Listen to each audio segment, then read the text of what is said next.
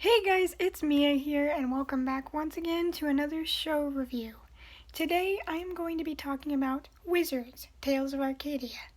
Now, if you remember, I did do my review on Trollhunters, Tales of Arcadia, like a week ago, I think.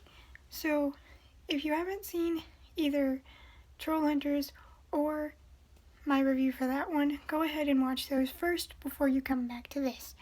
And fair warning, right now, there are going to be spoilers for Wizards. So if you don't want the spoilers, then don't watch this video until you've watched the show. And if you don't care, come along with me and I'll tell you my thoughts. Now, I'm going to start off with the characters like I normally do, and they are the bully character, Steve. I blanked on his name. Steve, he's along for the ride. Now, I don't like Steve. I didn't like him in Trollhunters. I didn't finish E Below, so I can't really talk about him there. But he's an annoying, self-absorbed jock character, and I think those are overplayed. I do not like them. He gets on my nerves because he is egotistical, so I just don't like Steve, and I hate that he is one of the main characters in this show because he's like a descendant of one of King Arthur's royal guard or whatever. So don't like him in the show at all. I wish he would not have been one of the main characters. Then, of course, you have Jim, who is a troll. And once again, I don't like the fact that he was a troll. And just the whole point of having a human troll hunter in the first place was because he could walk in both the sun and at night. I already talked about that in my Troll Hunters review, though, so we're not going to get into it again here. Now, Jim's his usual self. Heroic, always there for his friends, always ready to do the right thing, and that's just Jim. Then you have Claire, who is once again the resident witch of the group, and is learning to hone her powers and bring them into the light, and then surprisingly teaching her more about her powers is the evil Morgana, or King Arthur's and Merlin's nemesis. Then you have, of course, Merlin, who I still don't like, despite more of explaining his personality and all of that. But the real main character of this one is definitely, I'm going to say his name wrong, Dugsies, I think. I don't know. But honestly, he has shown up quite a few times through both Tales of Trollhunters and E Below. He shows up at the cafe. He shows up at the rock concert where he plays. He shows up at the school talking and hitting on Claire. And I kind of thought that they were hinting at him being kind of important because he just kept randomly popping up. It didn't feel like he was this just random pop-up character. It felt like they were doing that for a significant reason. I just thought the payoff to seeing him pop up so often was going to be in Trollhunters and not in Wizards. But I haven't read the books, so I didn't know that Wizards was coming. So it turns out that Dugsy, is actually a wizard, and not just any wizard, but he is Merlin's apprentice. And he's kind of Merlin's right-hand man. So he's actually way more important and way older than all of us thought he was originally in Trollhunters. And honestly, I really like him, despite not really being able to say his name, he is a kind character. He's a strong character. He has struggles that you can clearly see. These shows are very good at fleshing out their characters. And for Dougie, or Dougsy, sorry, he is struggling to gain his master's trust and tell him, I can do this. I can be a wizard that can earn his staff or earn his stripes, and I can fix my mess. Because what happened was, this kind of serves as both a sequel and a prequel to Trollhunters. And you're like, well, how can that be? Well,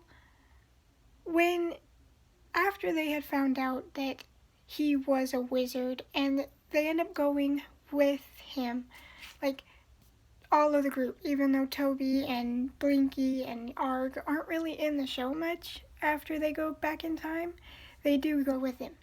So they find out Camelot still exists. It's just up in the sky like a floating city.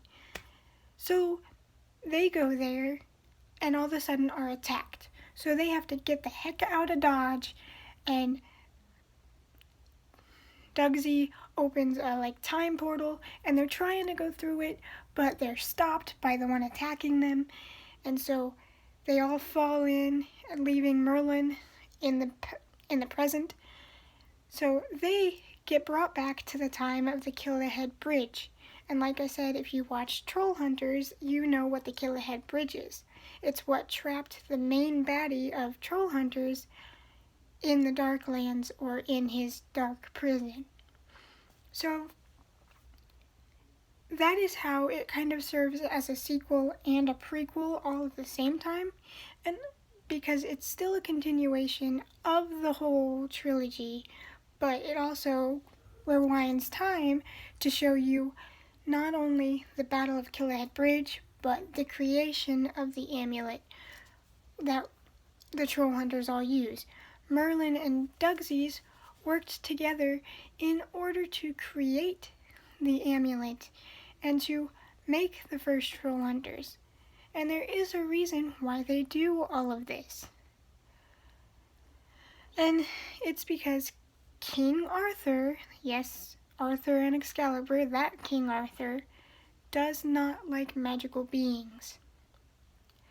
And so he's kind of this they all have to be executed or thrown in prison.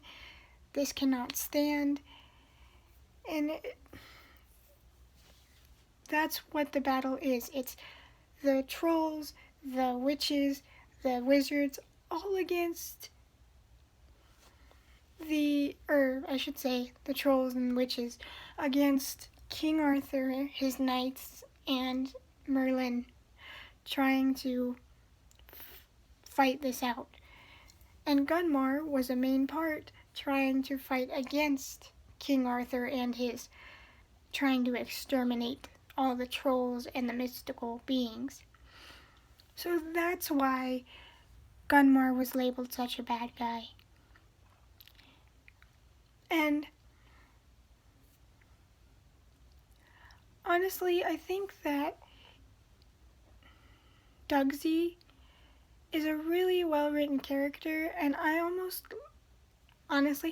like him as much as I like Jim. And we had far less time with Dougsy than we did with Jim.